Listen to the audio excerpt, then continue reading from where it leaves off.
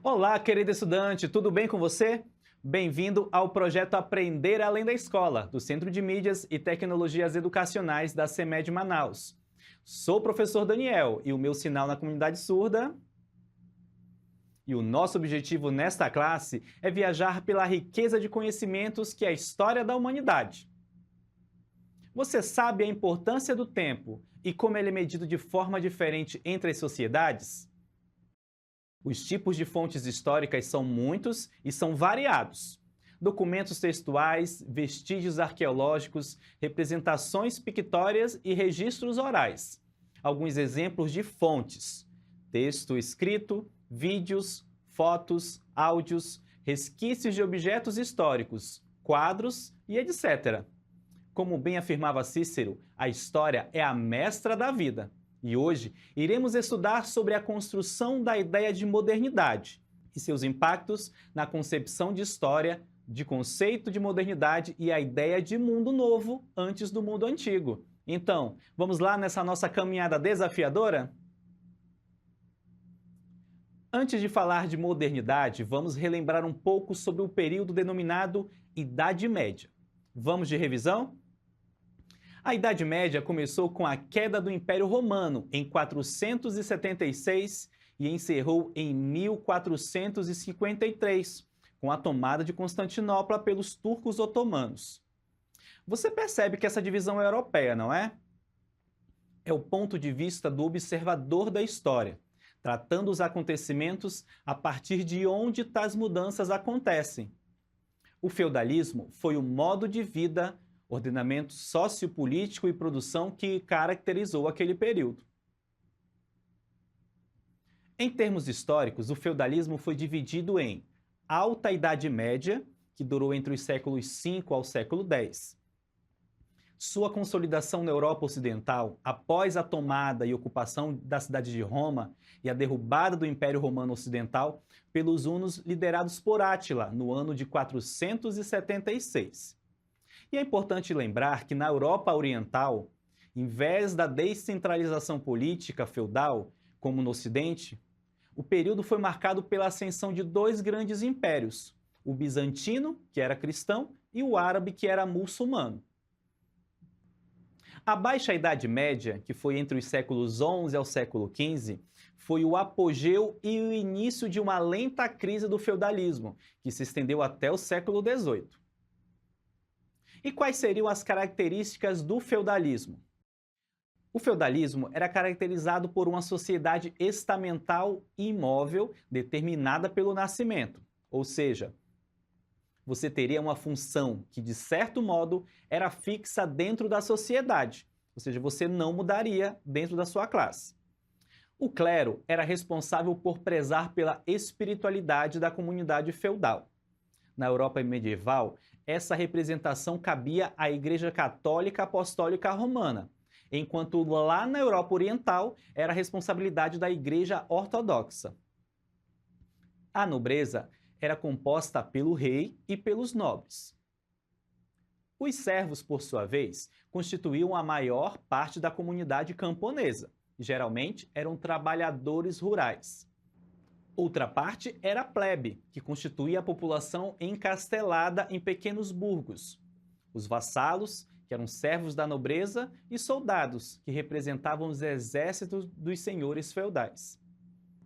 Entre outras características do feudalismo, podemos citar a economia agrícola de subsistência, ou seja, cada feudo produzia apenas o que era necessário para a sua população.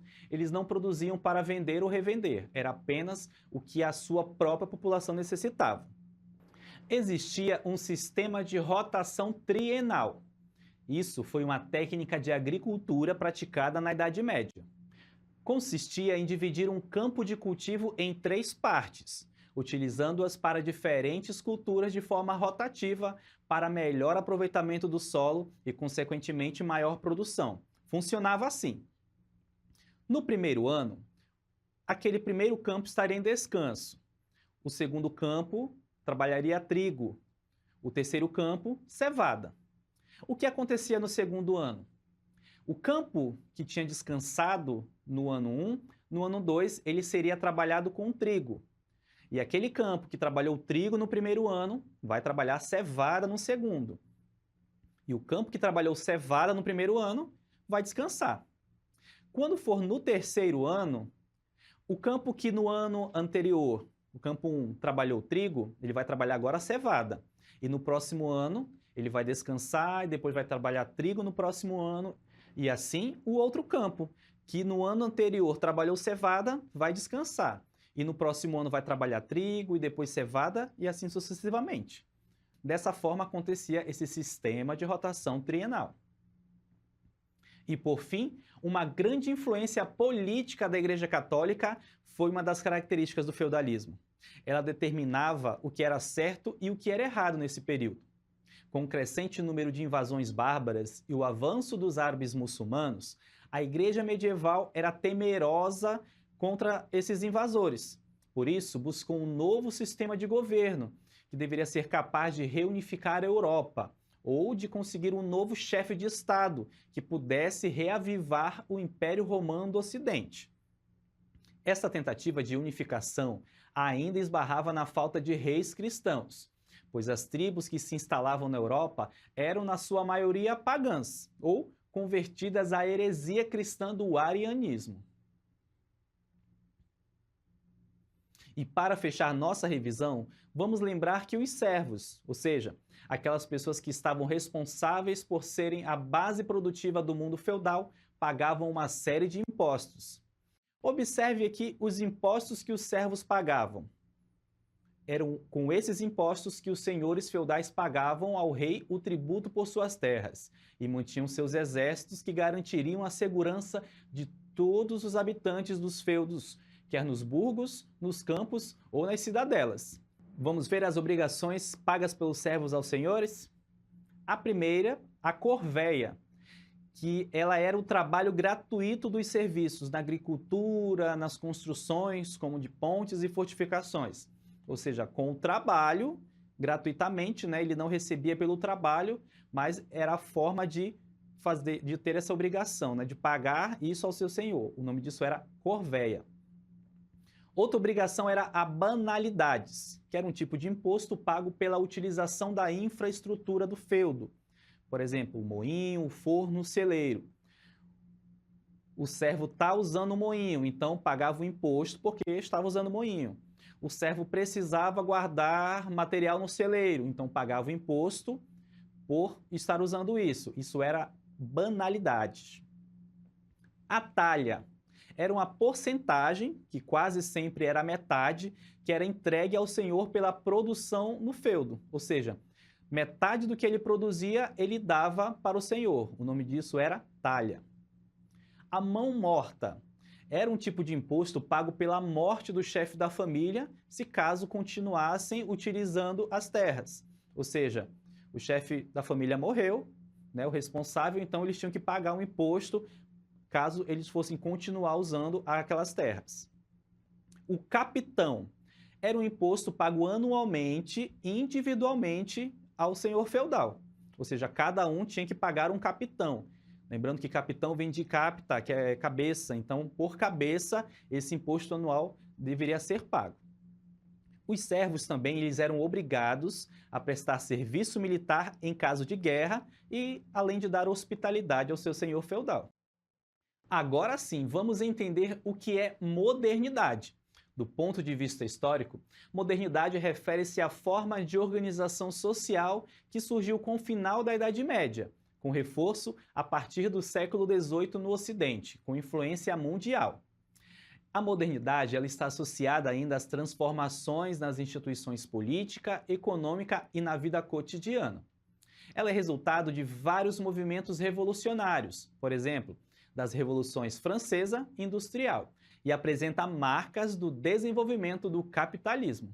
Falar desse tema nos mostra que a construção da ideia de modernidade provocou alguns impactos no próprio conceito de história. Você já estudou sobre a antiguidade clássica, não estudou? Deve lembrar então da cultura grega e romana. Essas culturas, como mostradas na imagem, mostram ilustrações que representam a polis grega e uma das arquiteturas mais importantes de Roma, o Coliseu. Foi nessa cultura que o novo buscou sua influência, resgatando valores como a valorização da razão e a afirmação de práticas de cidadania. Esse esclarecimento cria um novo tipo de cidadão, que provoca um movimento liderado pelo pensamento racionalista, ao que no futuro, lá no século XVII, Kant chamaria de ditadura da razão, rivalizando com a ciência e também com a fé, abrindo caminho para o chamado iluminismo, que determinaria aquilo que conhecemos como idade contemporânea, mas isso é outra história que vamos ver mais tarde. Alguns aspectos da construção da modernidade se dão pelas novas formas que diversas sociedades passaram a lidar com o mundo. Entre elas, podemos destacar algumas, como a expansão comercial por rota marítima para o Oriente e para o Ocidente, substituindo aquelas antigas rotas comerciais terrestres, perdidas ao longo da Ásia Central e da Ásia Menor, que por muito contribuíram para o desenvolvimento nas áreas econômicas, culturais e sociais. Quanto à economia, às artes e às ciências, ressaltamos as grandes navegações, o desenvolvimento de engenharia de navios de grande porte para transporte de gêneros e bens duráveis, sobretudo pelos holandeses, de construção de barcos de guerra por portugueses e espanhóis, além da construção de cidades por florentinos, romanos e franceses, o desenvolvimento urbano com os burgos na Alemanha no Império Austro-Húngaro, das artes e das letras em toda a Europa Ocidental, e a ascensão da classe média, da pequena burguesia para a grande aristocracia na França e na Bélgica, e o declínio da nobreza em toda a Europa. A introdução do sistema bancário em cidades como Veneza, Bruxelas, Granada e Lisboa, para facilitar o intercâmbio de diferentes moedas. A colonização de lugares longínquos para aumentar a rede de atuação das suas práticas comerciais. E o Tratado de Tordesilhas, dividindo o mundo em hemisfério ocidental e oriental sob domínio português ou espanhol. Isso tudo influenciou bastante na mudança dos modos de vida dos povos das regiões que foram dominadas por portugueses e espanhóis, sem contar a expansão territorial em novas colônias, por guerra, de dominação ou de conquista. Por exemplo, as colônias inglesas e francesas na costa leste da América do Norte, ou as dominadas pela Espanha em toda a região a oeste de Tordesilhas, desde o sudoeste do Canadá até a Terra do Fogo, lá no extremo sul da América. Ou ainda as colônias portuguesas na África, Ásia e América do Sul, principalmente o Brasil. Entre as muitas contribuições da Idade Moderna para o avanço e o progresso humano, podemos citar as grandes navegações, que possibilitou, graças a descobertas e avanços tais como os mapas mais precisos, como o aperfeiçoamento do astrolábio e da bússola, de barcos mais resistentes para viagens marítimas e armamentos militares de precisão, e mais ainda, o advento das máquinas a vapor e automação de teares, marcando a primeira revolução industrial. Nunca devemos esquecer que em nossa caminhada através da história, o tempo é a medida de todas as coisas. Precisamos exercitar a percepção crítica dos fatos conhecidos do passado, pois é conhecendo a história e observando o que fizemos, de certo ou errado, que poderemos desenhar uma trajetória aqui no presente, que corrija os erros e ajudem a criar um futuro melhor. E aí, gostou de aprender um pouco mais sobre a modernidade? E que tal testar agora os nossos conhecimentos? Acompanhe comigo a Hora da Atividade.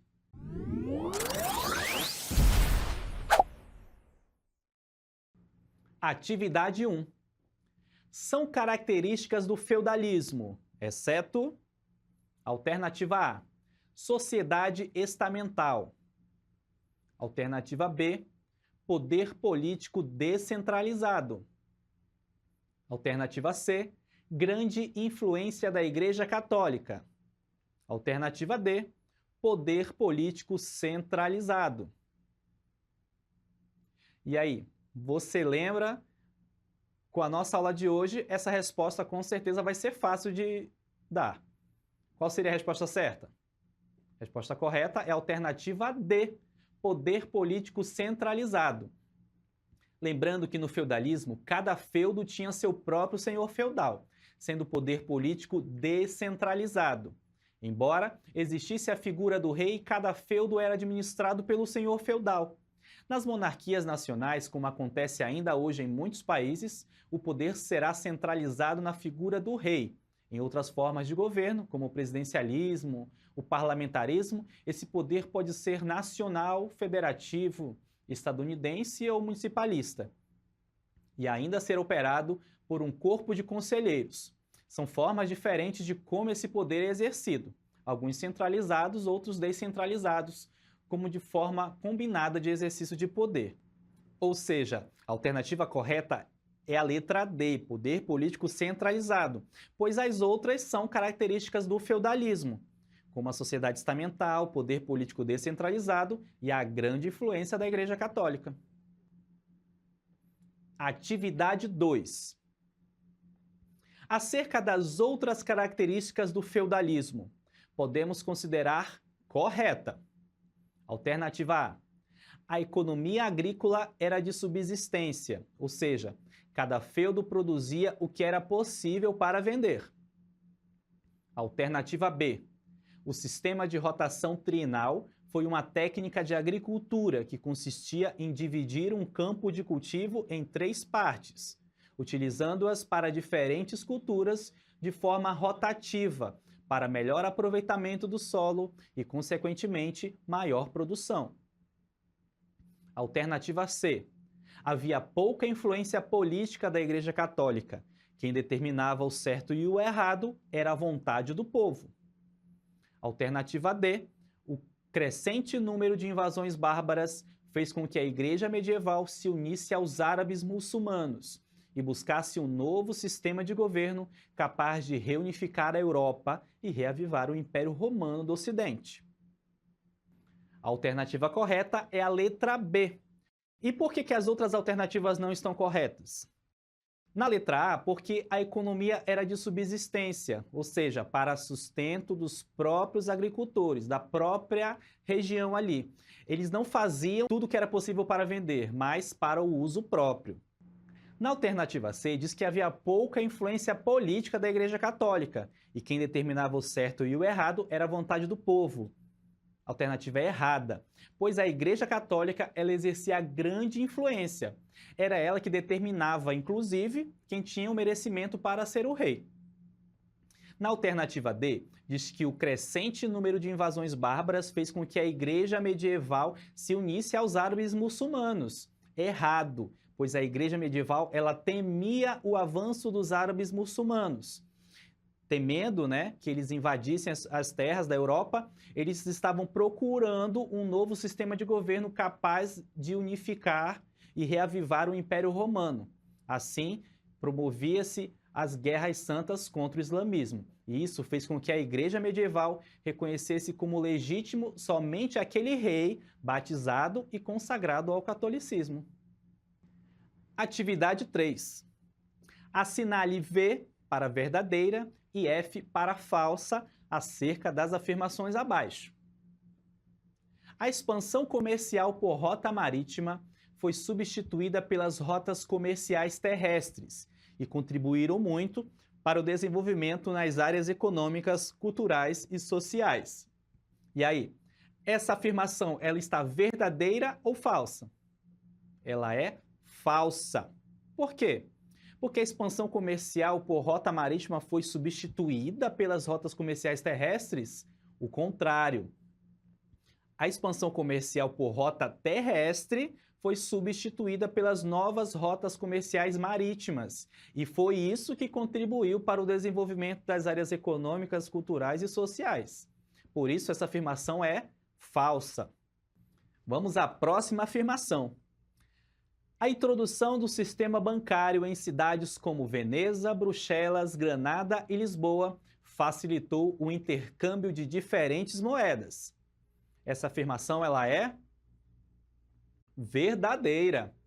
Foi isso mesmo que aconteceu. Foi um mecanismo criado para facilitar esse intercâmbio, entre cada região com as suas moedas. Então, foi introduzido o sistema bancário. E essas cidades aí que eu citei, Veneza, Bruxelas, Granada e Lisboa, elas começaram a introduzir esse sistema. E isso facilitou muito, além do intercâmbio das moedas, a prática comercial. Vamos à próxima afirmação.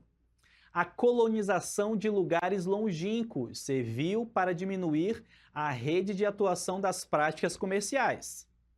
Essa afirmação ela é falsa. Por quê? Porque a colonização de lugares longínquos elas não serviram para diminuir a rede. Ou seja, quanto mais longe se ia, isso aumentava a rede de atuação, ela não diminuía. Tá? Só para lembrar que a colonização desses lugares mais ao longe, ela serviu para aumentar a rede de atuação das práticas comerciais. Por isso ela é falsa essa afirmação. Vamos à última afirmação. A expansão territorial em novas colônias, por guerras de dominação ou de conquista, foi uma das marcas da modernidade. Essa afirmação ela é verdadeira, isso mesmo. Essa expansão territorial, né, por novas colônias, seja por guerra ou por dominação, ela foi uma dessas marcas da modernidade. Né, com a expansão marítima, com as grandes navegações, isso representou uma grande mudança naquilo que era da Idade Média, naquilo que representava o velho, para aquilo que estava sendo constituído como um novo, ou seja, uma marca da modernidade. Por isso essa afirmação ela é verdadeira. Atividade 4. Entre as muitas contribuições da Idade Moderna, indique com X os grandes acontecimentos que marcaram o avanço e o progresso humano daquele período. Em cada afirmação dessa, nós vamos ler e vamos marcar um X ou não, certo? Vamos à primeira. Barcos mais resistentes, permitindo grandes viagens marítimas e descobertas de novas terras.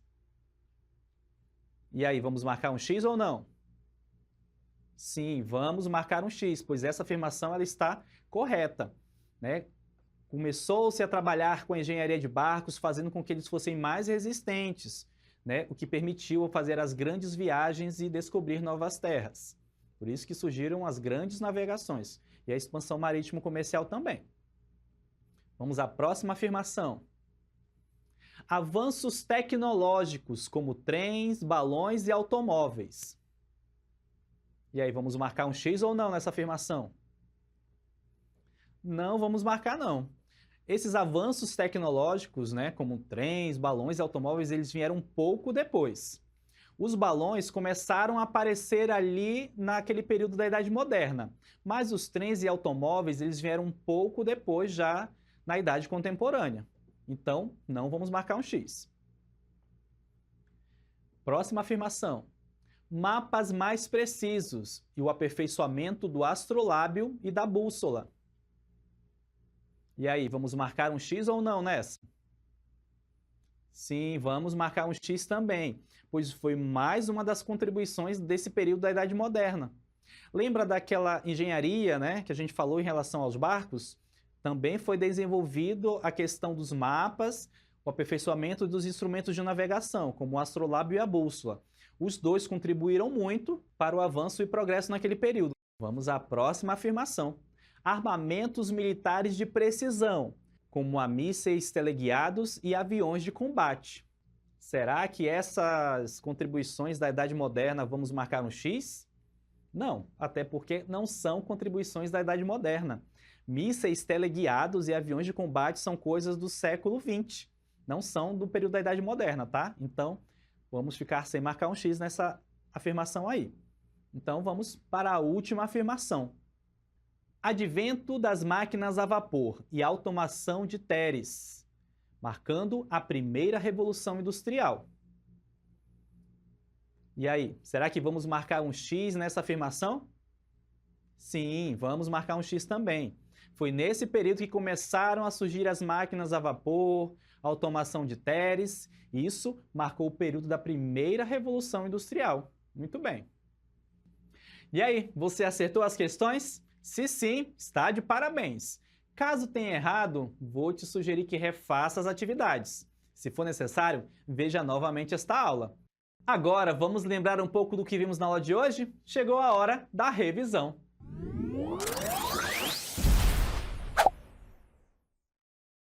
Na nossa aula de hoje, nós vimos que o feudalismo foi um modo de produção lá da Idade Média. Tinha características diferentes do capitalismo, que surge com a sua crise. Vamos lembrar um pouquinho das características do feudalismo? Poder político descentralizado. Cada feudo tinha o seu senhor feudal. A sociedade ela era estamental e imóvel, não se podia mover dentro desse sistema. A Igreja Católica tinha grande influência política e cultural. A economia era basicamente de subsistência. Além do que, é muito importante que você tenha entendido o conceito de modernidade. Vamos lembrar alguns pontos.